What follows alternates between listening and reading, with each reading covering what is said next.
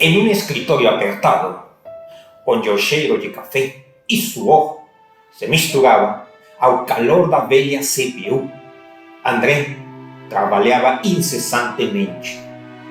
Era um programador genial, movido por um ideal quase romântico: criar a primeira IA verdadeiramente brasileira. Seu projeto, batizado de Sapiens BR, prometia ser o marco zero da soberania digital do país. Mas os recursos eram escassos. Os patrocinadores enxergavam a IA como um luxo e o governo hesitava em investir. Ainda assim, André e sua pequena equipe, formada por amigos que compartilhavam a mesma utopia, seguiam em frente. Cada linha de código, eles acreditavam estar construindo um escudo para o Brasil, protegendo-o da dominação tecnológica estrangeira. É mais do que tecnologia, é liberdade, dizia André. Seus olhos brilhavam de entusiasmo, enquanto a sala, cheia de laptops antigos, pulsava com o som das teclas e debates sobre algoritmos. Ninguém sabia, mas ali nascia o último suspiro da independência digital do país. Enquanto André escrevia linhas de código entre dívidas e noites sem dormir, o mundo mudava rapidamente. Gigantes estrangeiras lançavam IA com capacidades avassaladoras. O Brasil, sem infraestrutura tecnológica competitiva, tornava-se terreno fértil para a invasão dessas soluções prontas. Aplicativos controlavam o trânsito, algoritmos geriam hospitais, plataformas estrangeiras ditavam os preços dos alimentos. Cada canto do país estava submetido a uma rede de inteligência artificial externa.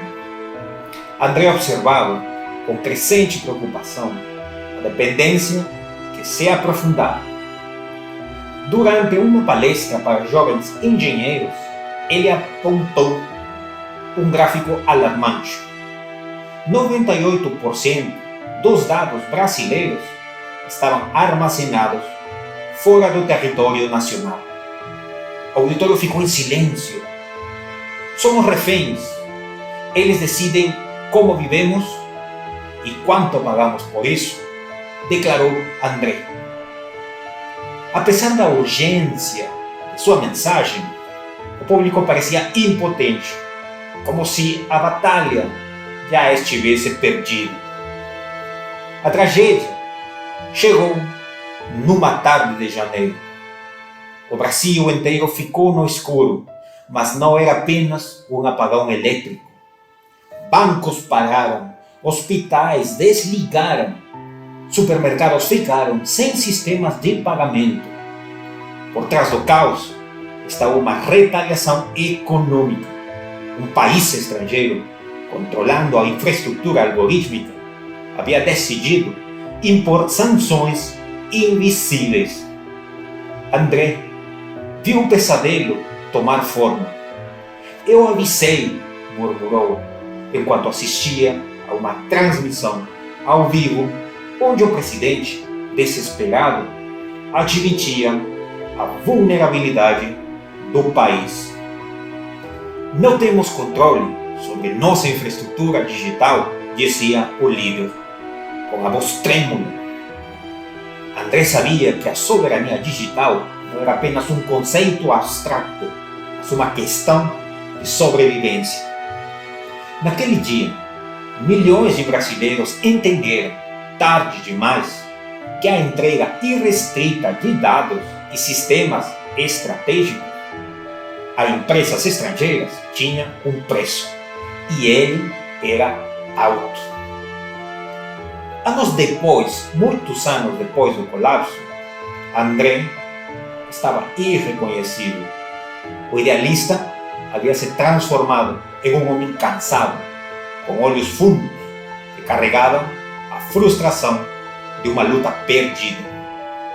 Sapiens BR nunca saiu do papel.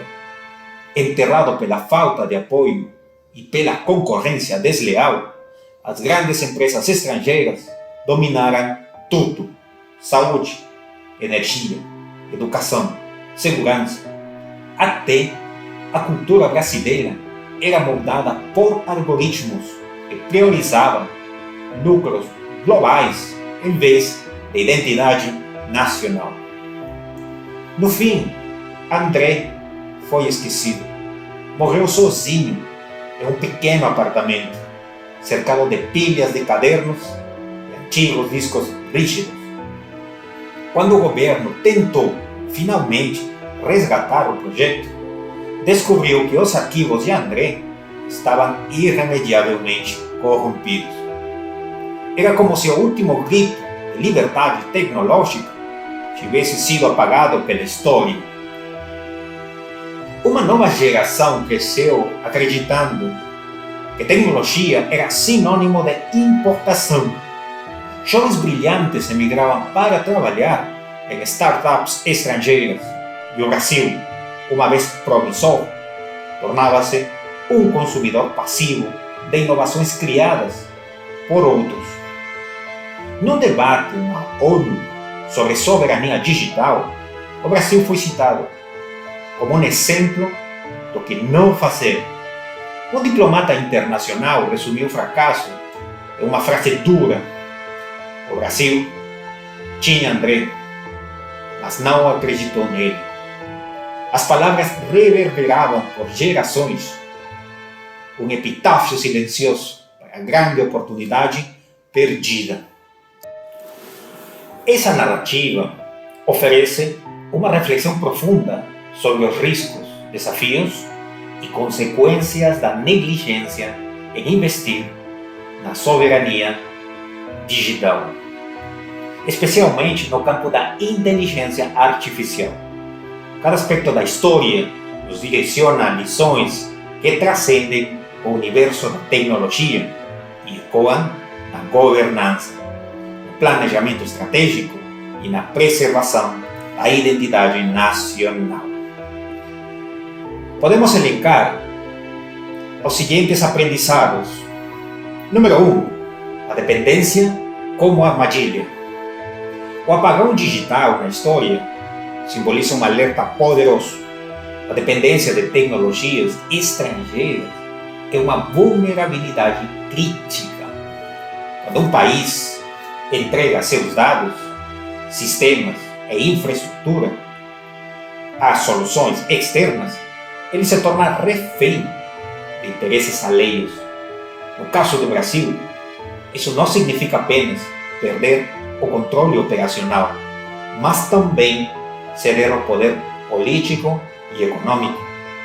O episódio trágico do colapso digital demonstra como a soberania não é apenas territorial, mas também tecnológica. Pergunta-chave: estamos preparados para resistir às pressões internacionais? Ou estamos fortalecendo nossas correntes ao adotar soluções prontas e dependentes? Ponto número 2. O valor da iniciativa local.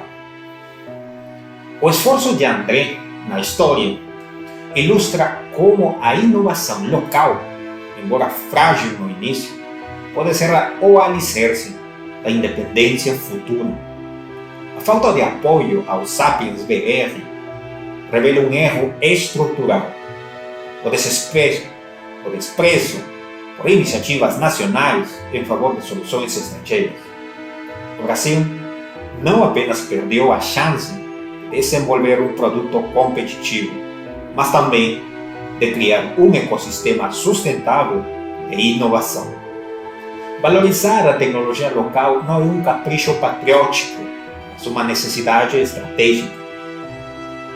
A lição prática: incentivos fiscais, financiamento público e privado e políticas industriais focadas em tecnologia são essenciais para transformar idealistas como André em construtores do futuro.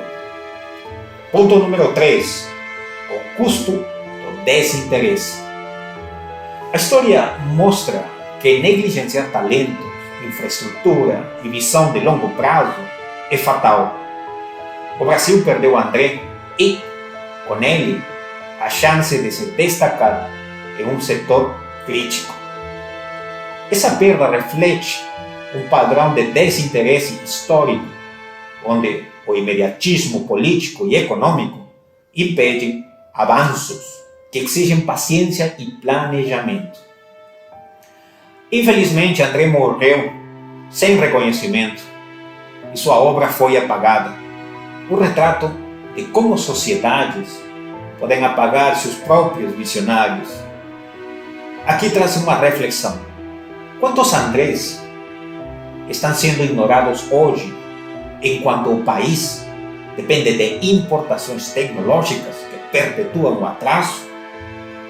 Ponto número 4. Ação coletiva e visão de longo prazo. O fracasso de Sapiens BR não foi apenas culpa da falta de financiamento, mas da ausência de uma visão nacional unificada. A soberania digital exige uma articulação coletiva entre governo, empresas e academia. No entanto, o curto prazo domina as decisões estratégicas, deixando o país vulnerável ao oportunismo externo. A história nos lembra que, sem coordenação e objetivos claros, a dependência se consolida como uma realidade inevitável. Um cenário ideal, um plano de longo prazo, como uma estratégia nacional de IA, é necessário para direcionar investimentos, fortalecer a educação em tecnologia e reduzir a evasão de talentos. Ponto número 5. Memória e reconhecimento. A história de André é uma metáfora para a falta de memória histórica do Brasil. Visionários, frequentemente, não são reconhecidos até que seja tarde demais. Essa negligência cultural alimenta um ciclo de perda de talentos e oportunidades, reforçando a percepção de que inovação só vem de fora. A história de André deveria ter inspirado gerações, mas se tornou um epitáfio. Solução: cultivar uma cultura que valorize a inovação e os inovadores, incentivando histórias locais de sucesso para inspirar novas gerações.